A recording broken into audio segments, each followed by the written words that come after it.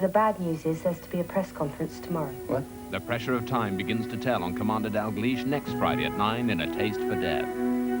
Do I look like a murderer? What's a murderer look like, Mr. Swing? Your father seduced Teresa Nolan and then slit Harry Magg's throat before killing himself. I thought he'd have told someone where he was going.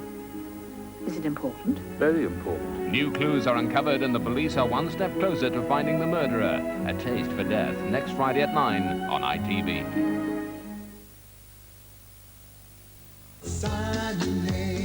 The Lovers, the album for lovers of great music. Terence Trent D'Arby and Alexander O'Neill.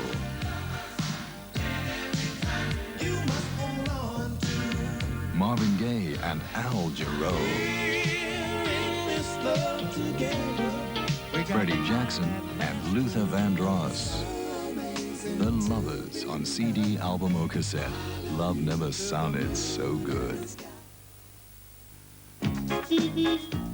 Now, I heard upon the grapevine that my mate Raj Patel was opening up his own laundrette. He should do very well, with my assistance, of course. I said, look here, Raj, I can help you out with all your laundering needs. It's quality gear you're buying here. I was laughing all the way to the Leeds. The soft soap always works. See, I've got an account called Liquid Gold. My balance is most healthy. As the Leeds load on the interest, I stand to be quite wealthy. You can clean up with the Leeds. But all's not well with young Patel. There's been a little itch. A technical fault has called a halt to his dreams of getting rich. Mine too, by the look of it. You can always have your cash back if you need it instantly. Still, all the time it's in the Leeds. It makes a bob or three. Liquid Gold now pays up to 8.75% for bigger savers, so laugh all the way to the Leeds. Imagine a game inspired by the most incredible facts ever compiled. A game powered by all that is known in the world, where you win by strategy, skill, and general knowledge. The game is genius.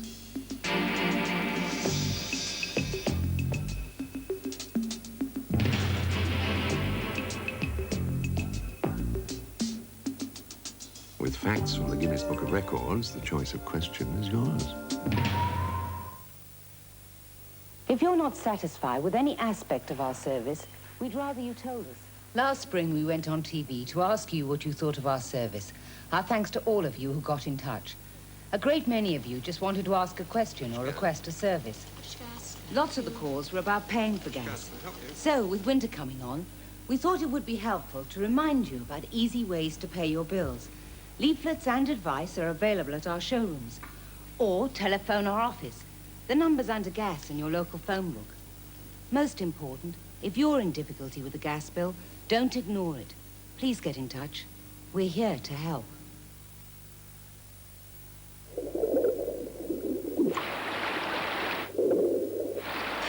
Pure deception. Harp Master Lager. New delicious Ovaltine Light. It's so light. And chocolatey, too. Just add water. It's instant. Only 75 calories in a cup. Barley, malt, cocoa. Anytime. Anytime. Wow! Gee, Mom, can I have some more? Hi, honey, I'm home. That ain't working. That's the way you do it. Money for Nothing, the greatest hits from Dire Straits. Money for nothing. The Bill have a special bonfire night message for TV Times readers. Have fun, but handle fireworks with care. Jolly Richard Griffiths reveals the sadness of his childhood.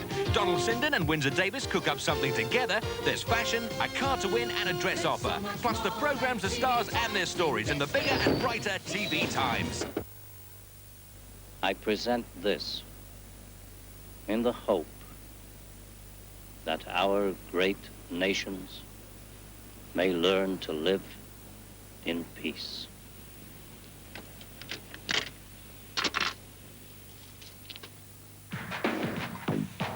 Night time. Watch for 60 minutes on night time. Night time. Round off 7 days sporting activity in Sports Week on night time. Night time. Whoa, hold it right there. Hi, I'm Phil Donahue. Join me on Nighttime. Okay, go ahead. Nighttime. Nighttime. And your Friday night time starts with another edition of the James Whale Radio Show, where anything can happen, and it does happen. Then from 2 till 4, we're into Night Network, a blend of news, music, sport and conversation. Before that, at 11:15, you can join Jeff Goldblum in the sentiment, Thank God It's Friday. But now, News at 10, presented tonight by Sandy Gall and Alistair Stewart.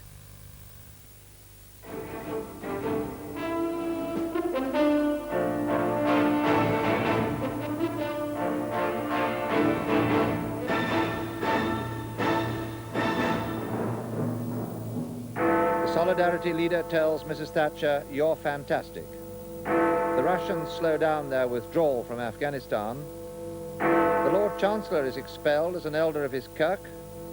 In the Maldives, the rebels are led off in chains. And York Minster is restored to its former glory after the fire. Good evening. Mrs. Thatcher met Poland's Solidarity leader, Mr. Lech Wałęsa, today and told him the band union was a very great power in the land. Nothing can stop you, she said. Mr. Wałęsa called her a fantastic Prime Minister. Mrs. Thatcher was cheered by thousands of workers at the Lenin shipyard in Gdansk, the home of Solidarity, which is being closed by the Polish government. A short time ago, the Prime Minister returned home. She said her 3-day visit had helped her to touch the spirit of Poland. Mrs. Thatcher had left Polish government leaders at the edge of the city to enter the Solidarity stronghold of Gdansk. This was why the rebel shout of Solidarity rang out from the shipyard gates. The Solidarity leader, Lech Wałęsa, walked Mrs. Thatcher to the shipyard monument that's become a Solidarity shrine.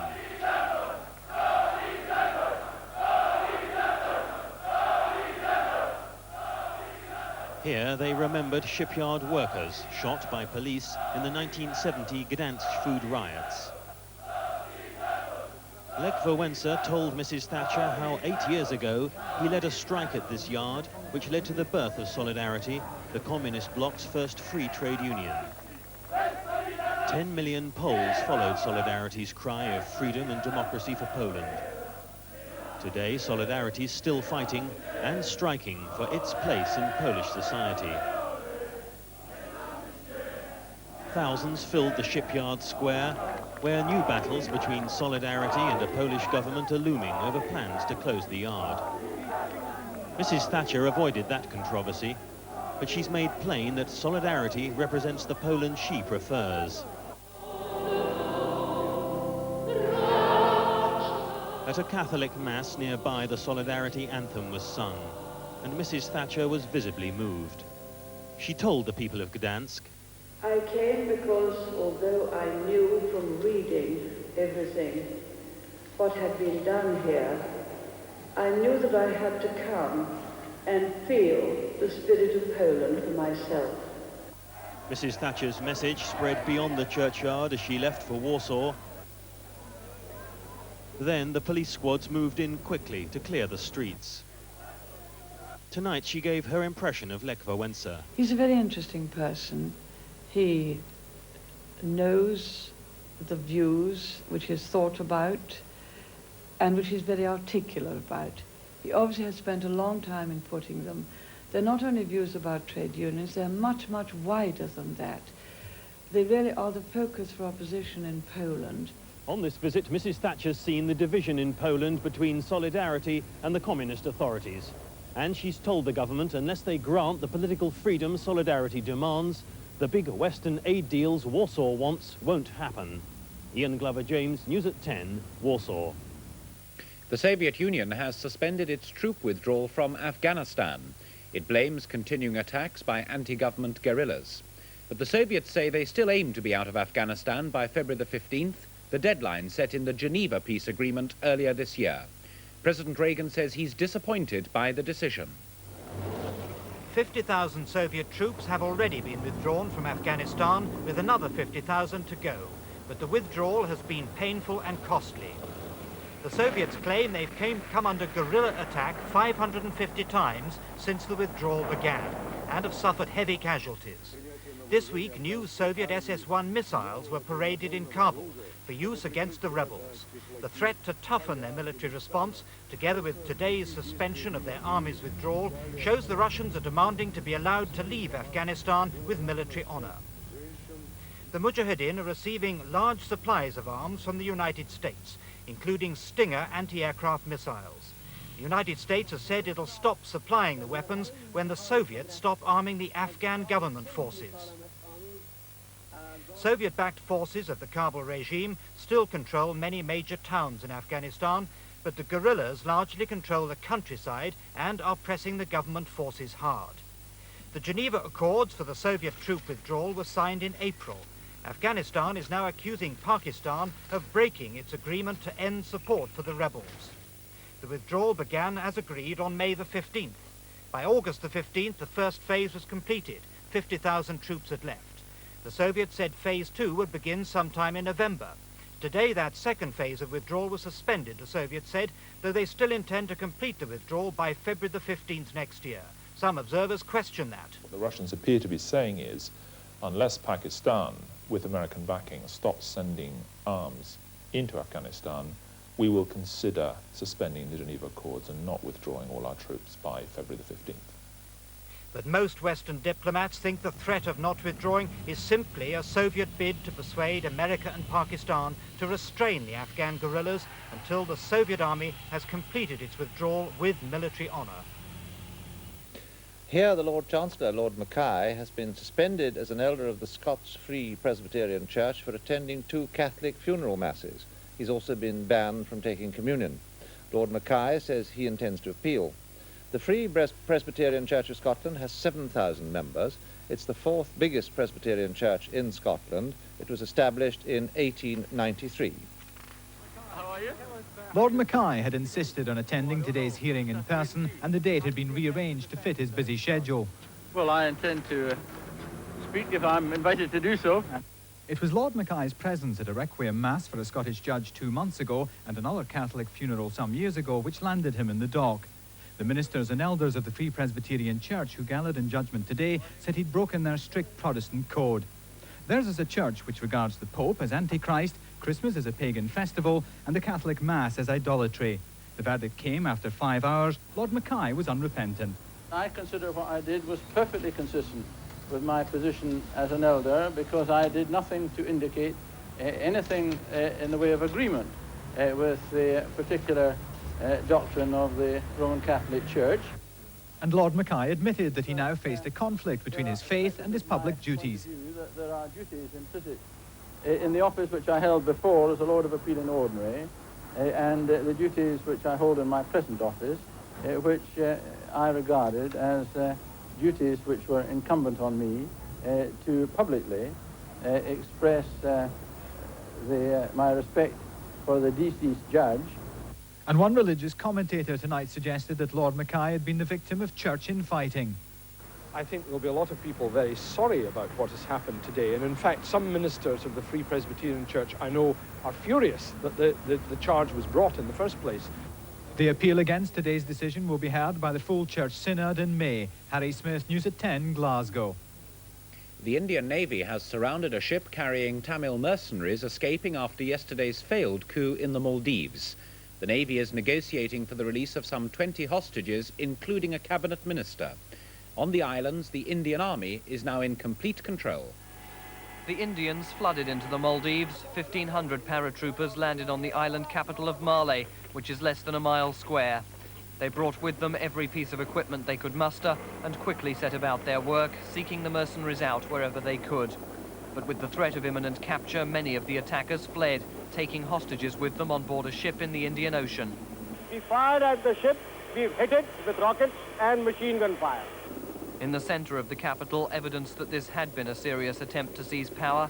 The National Security Headquarters, where the president sought refuge, showed the scars of armed confrontation. Shot at and, some reports say, bombarded by shells, those inside were clearly lucky that the Indian forces responded so quickly. Surrounded today by his Indian protectors, President Abdul Gayoon said all was well. I feel very happy because I'm in control. Those mercenaries who didn't manage to flee were quickly rounded up.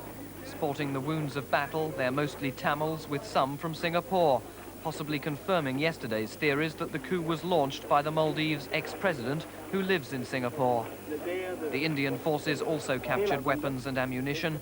They say they'll stay in the islands in case the owners of these guns try to return. An inquest has confirmed that Prince Charles was not to blame for the death of his close friend Major Hugh Lindsay in an avalanche when they were skiing in Cloisters.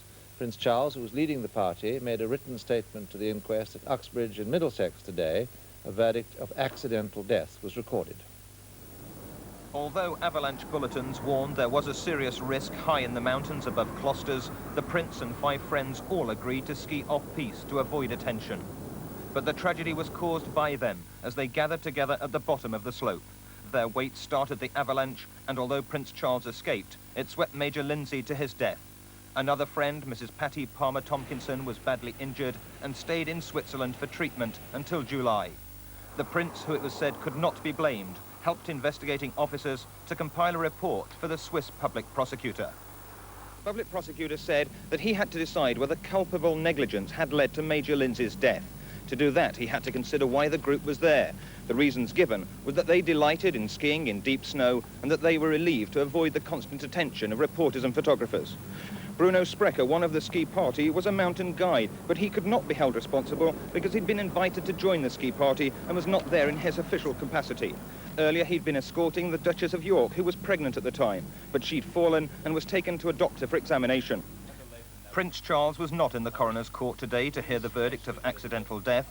He spent this afternoon in the Midlands launching a new Wolverhampton job centre. Labour's health spokesman, Mr. Robin Cook, is to be interviewed by a Cabinet Office official about leaked government papers, but he's told ITN he won't reveal how he got hold of a letter written by the Social Security Secretary, Mr. John Moore.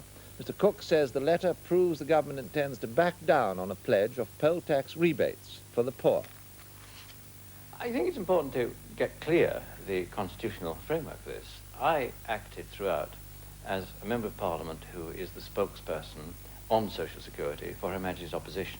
Now, I think in exercising that role, it's an important role in the Constitution, the opposition's role, I have a very important duty to make sure that any citizen of Britain can approach me without fear or favour and without being intimidated by the threat of exposure. In the American presidential campaign, Mr. George Bush has attacked his rival's economic record as a state governor.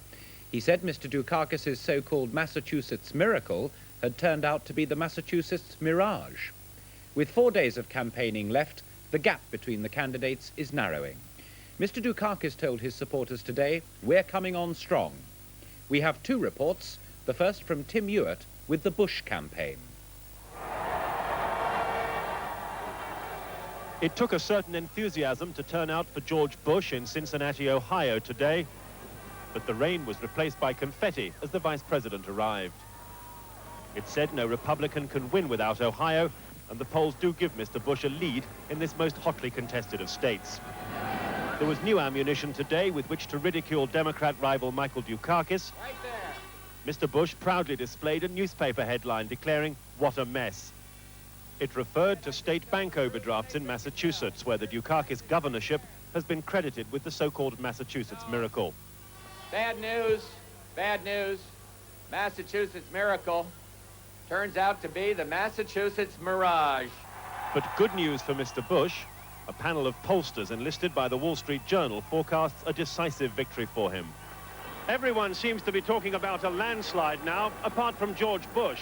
He's talking about a mandate. But whichever way this election goes, the winner's hardly likely to be able to claim that. It's expected that voter turnout will be only 50%. Tim Ewart, News at 10, with the Bush campaign in Cincinnati.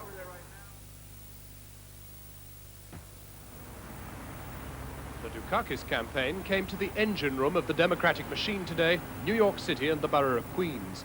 The party is buoyed by new polls which show the Democrats now ahead in 3 of the 8 key swing states, Michigan, Massachusetts and New York. Mr. Dukakis has been told he's moved up from behind to draw even in California and Illinois and is gaining on Mr. Bush in New Jersey and Ohio. Here, the party machine turned out in force. Mayor Koch in characteristic form. Give Dukakis a chance! The ageless actress Cher starred in a new role, and the man so many might have wished to be the candidate, New York Governor Mario Cuomo, introduced Michael Dukakis. Even as he was speaking, the seasoned pollster Lou Harris told ITN tonight, "Do not write the Democrats off yet. Mr. Bush may have peaked too soon." And I think we're going to win on the 8th of November, don't you? What really gives the Democrats hope is the fact that the pollsters keep finding more than 20% of the electorate still undecided, only 4 days before the poll. Jon Snow, News at 10, with the Dukakis campaign in New York. 4 years after the fire which nearly destroyed York Minster, the enormous task of restoration is complete. The Queen was there today to pay tribute to the craftsmen. A report in part 2. Also in tomorrow's big American race, can Britons hope do it without painkillers? And the Wimbledon footballer, John Fashanu, says, "I hope common sense prevails." That's in a couple of minutes.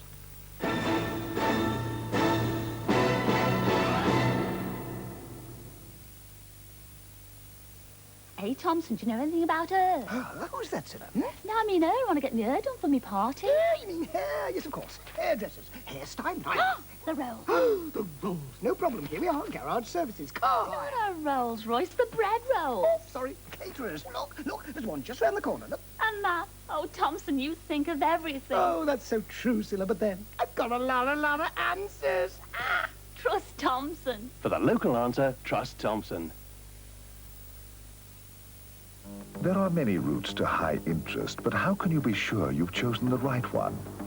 Some accounts make you wait weeks for your money, or pay the penalty if you want it fast, while the riskier routes could end in a crash. Put your money on the Magnum account by Birmingham Midshires, however, and you're on the road to earning a rate of interest that will have your savings climbing fast. Yet cash is available any time you want.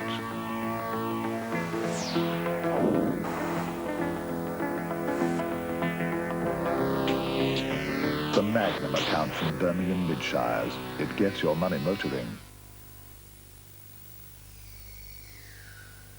A new, sharper-looking range of scissors.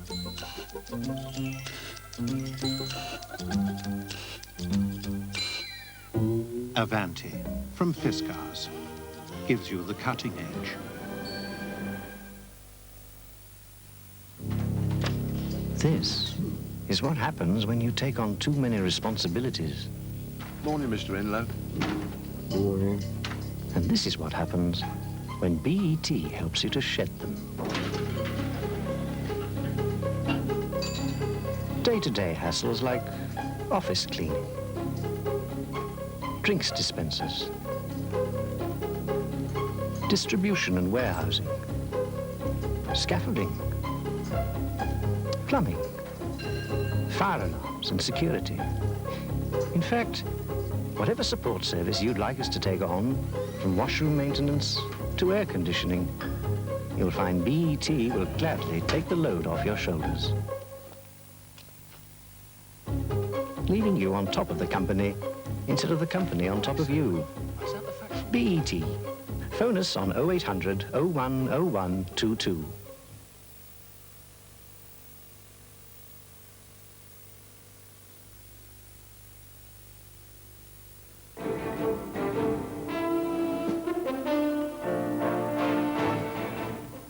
The Queen has reopened the south transept of York Minster, which was gutted by fire when it was struck by lightning 4 years ago. The £3 million restoration is regarded as one of the finest architectural achievements this century. The Queen came to pay tribute to one of the greatest architectural achievements of this century, the restoration of the south transept. 1,500 people celebrated the completion of what many had thought was an impossible task. A bolt of lightning reduced the south transept to a blackened shell. The vault and the roof collapsed into a heap of charred timbers. 100 tons of masonry had to be replaced. The 16th century rose window survived, but only just.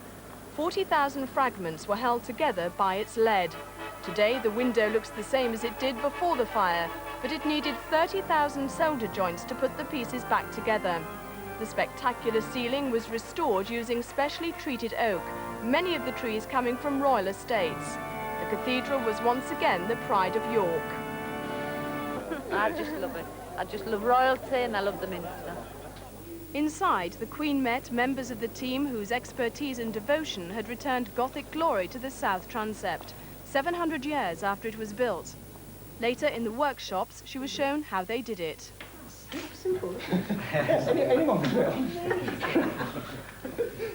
The restorers say the biggest compliment they can be paid is that it looks the same as it always did, magnificent. The Labour leader, Mr Kirk, has denied reports that there's a split between him and the Labour candidate in the Glasgow Govan by-election.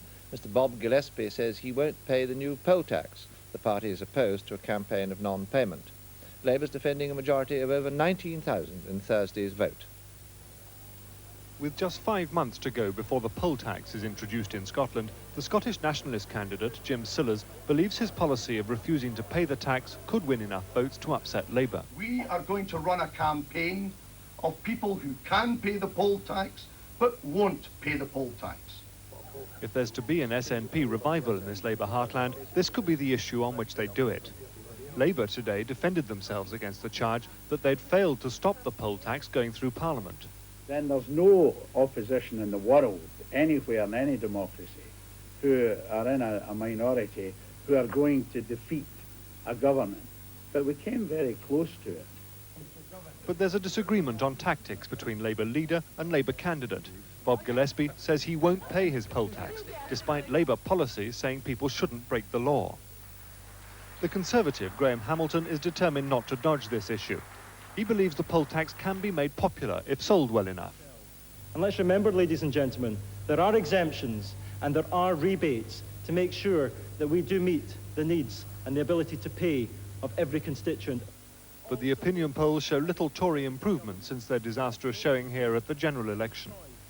At that election, the Alliance came second, but 18 months of merger and acrimony has left the Democrats' Bernard Ponsonby trailing fourth in the polls. And you've got to start the process of supporting a party which can be in a position to remove Mrs Thatcher from power.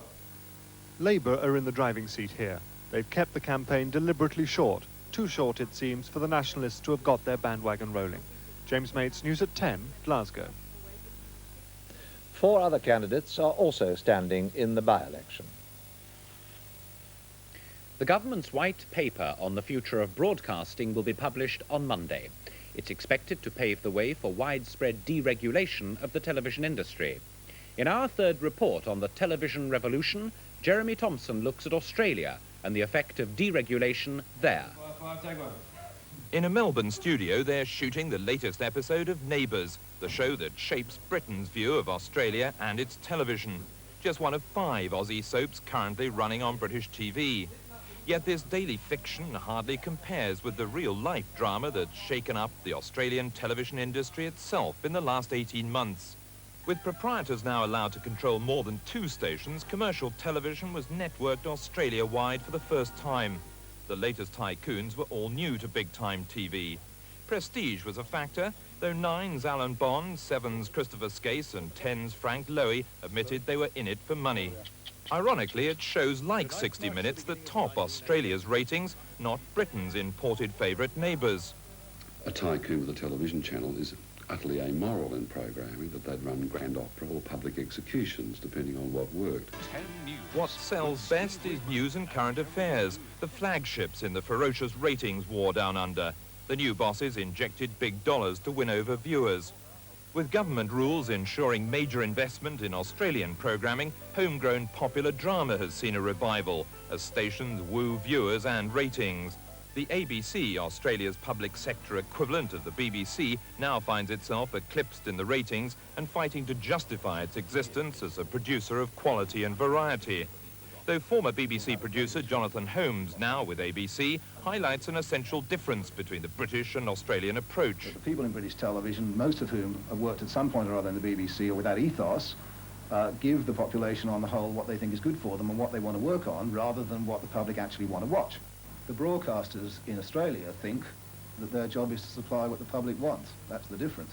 However, the high flyers of commercial television are finding the cost of chasing the ratings has squeezed profits to the margin. The TV tycoons have spent billions buying the stations, millions more trying to beat each other. But with audiences declining and the advertising revenue barely keeping ahead of inflation, some may soon find the return on their investments disappointing. The trainer Henry Cecil has bowed to pressure from the Jockey Club and agreed not to give a painkiller to a horse he has running in one of America's richest races. Mr. Cecil wanted to give the drug Butte to his filly Indian Skimmer in the Breeders' Cup Turf in Kentucky tomorrow. Butte is banned here, but it's legal in America, where it's widely used. It was raining, just the weather that Indian Skimmer needed. 24 hours before Breeders' Cup Day, and trainer Henry Cecil and his jockey Michael Roberts were able to work the horse on turf softened by torrential rain. Cecil had proposed using a painkiller, butazolidine, if the going had proved too tough, to ease the horse's discomfort in a sore shoulder. Such drugs are perfectly legal in the United States, but not in Europe, and Cecil had agreed to a Jockey Club request not to medicate the horse, even though this would have put him at a disadvantage. But now the weather made that unlikely anyway.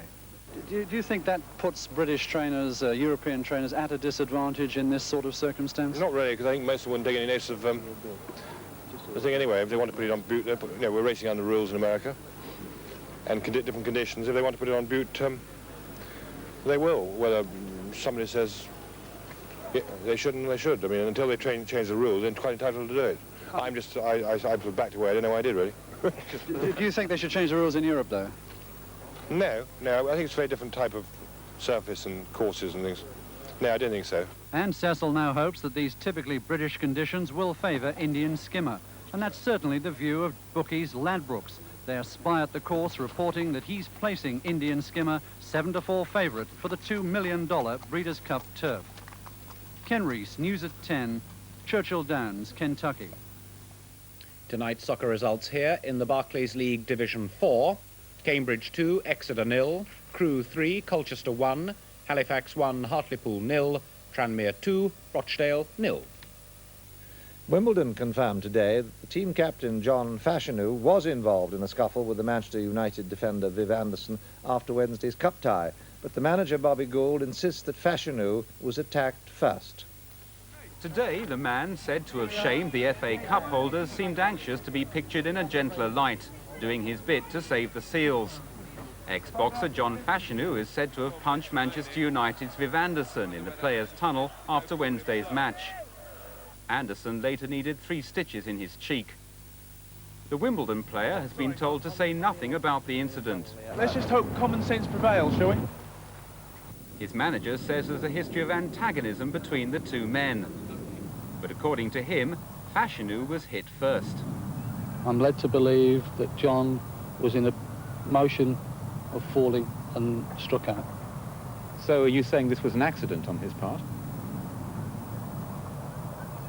I believe that all the truth will come out at the Football Association hearing. It's a whole sorry incident, and we just hope we don't see it again in football. At the end of the day, football's what counts. Fashanu now awaits a call from the Football Association and a possible charge of bringing the game into disrepute. If found guilty, he could face a long suspension. Graham Bowd, News at 10, South London. The main points again. Mrs. Thatcher is home tonight from Poland. She told Lech Wałęsa the banned trade union Solidarity was a very great power in the land. She told him, nothing can stop you. And the Soviet Union suspended its troop withdrawal from Afghanistan, blaming continuing attacks by anti-government rebels. Mr. Reagan said he was disappointed. Finally, an American television chat show on racial tolerance ended in a brawl after a right-wing guest insulted a black rights campaigner. The fight quickly spread to the rest of the studio audience, who started throwing punches and chairs. Security men eventually restored calm.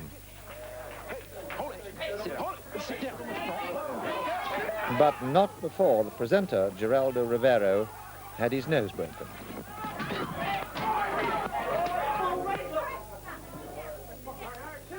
A lot of chat there. That's the news from us tonight. Good night.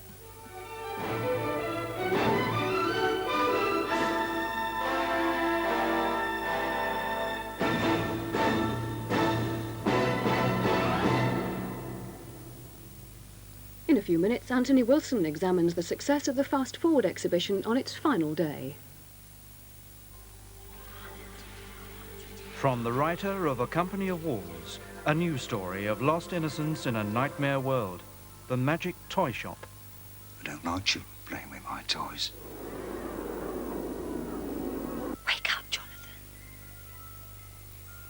Jonathan. I suppose you'll do.